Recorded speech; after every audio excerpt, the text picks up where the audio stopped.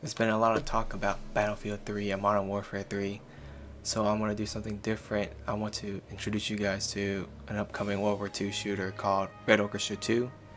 Heroes of Stalingrad. It's made by Tripwire Interactive and it uses the Unreal Engine 3. The game releases on August the 30th and the beta will be starting sometime this month. To get into the beta, you can either pre-order the Digital Deluxe Edition on Steam, or you can try to get one of the 20,000 beta keys they're going to be giving away. The beta hasn't started yet, so don't ask where you can get the keys because they're not available right now.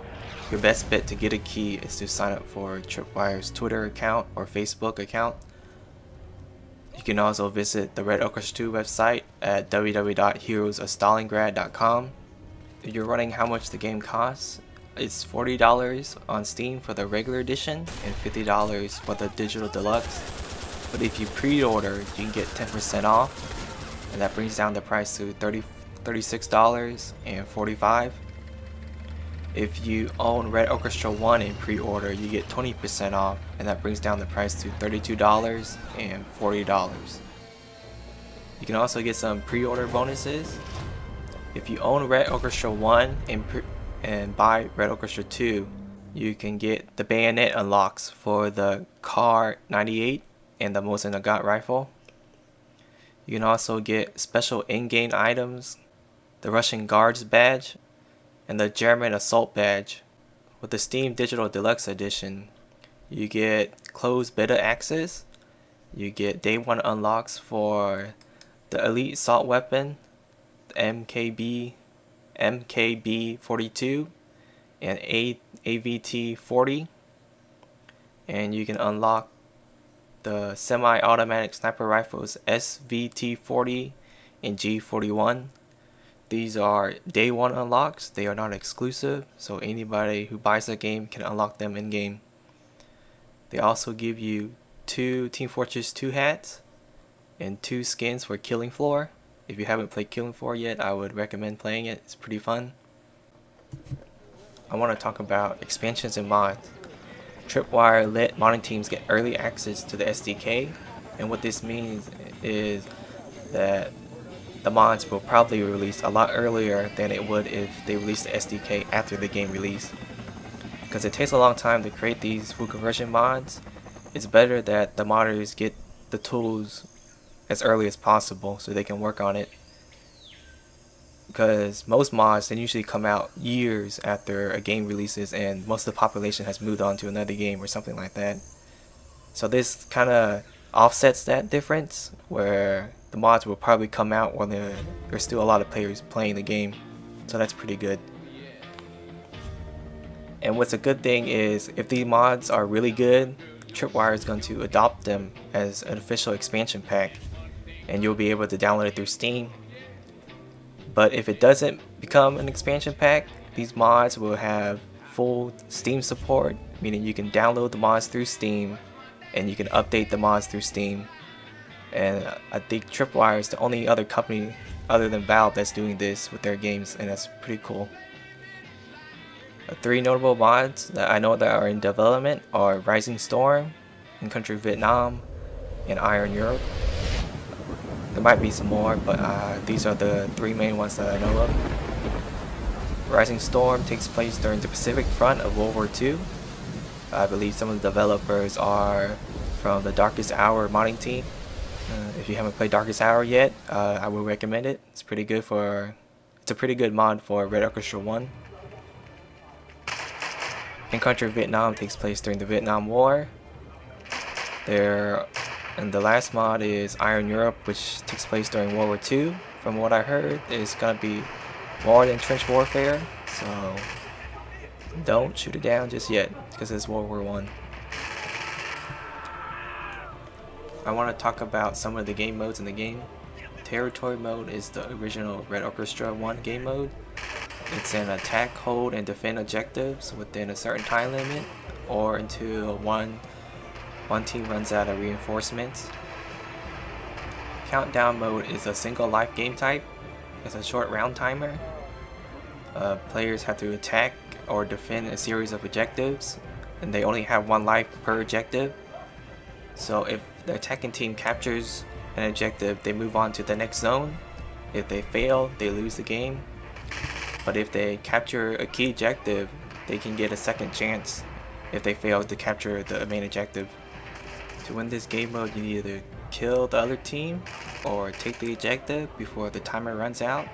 Firefight mode is the team deathmatch mode. There is no class limit, so you can pretty much use whatever you want. Multiplayer campaign mode is a campaign map divided into 10 smaller maps.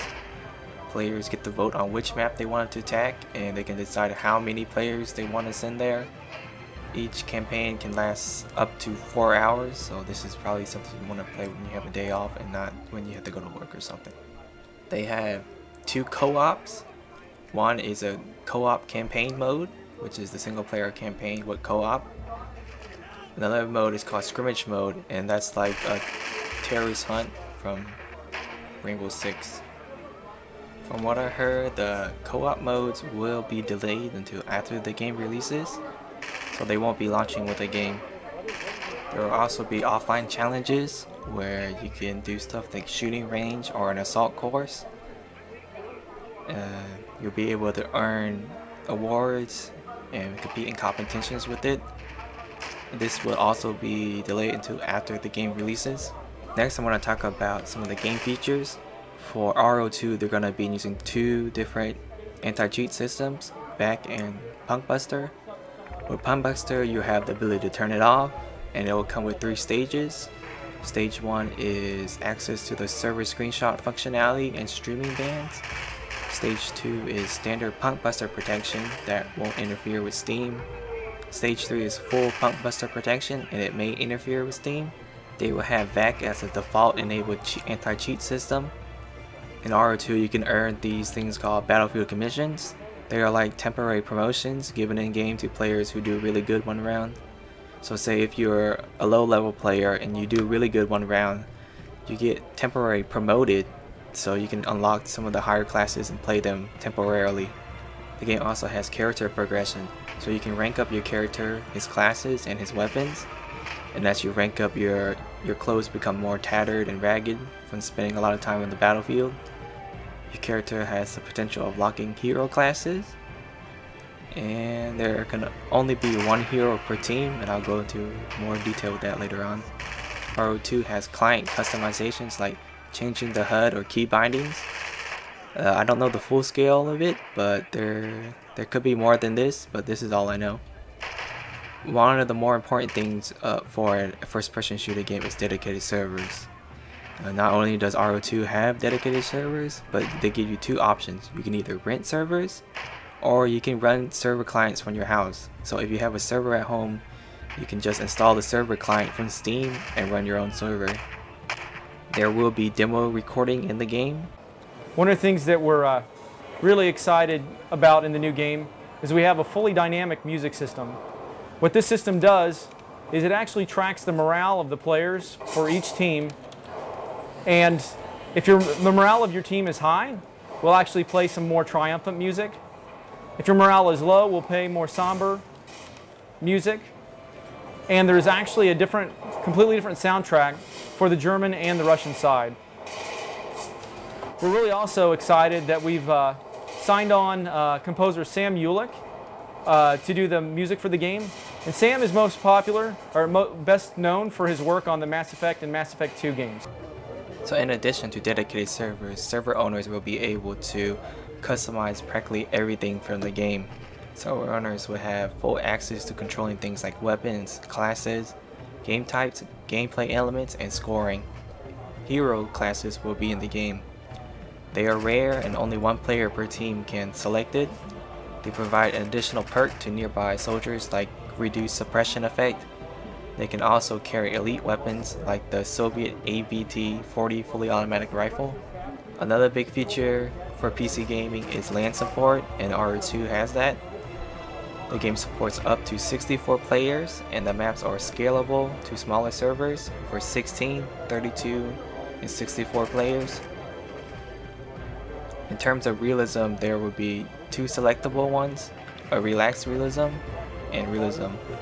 Relaxed Realism has all the new player-friendly features such as pop-up HUDs. Take note that even on Relaxed Realism, RO2 plays more like the hardcore mode of other games. So you're starting off at a hardcore when you play Relaxed Realism for Red Orchestra 2. And the Realism mode is basically removing all the new features that help newer players understand the game, and probably some other things that make it a little bit harder to play.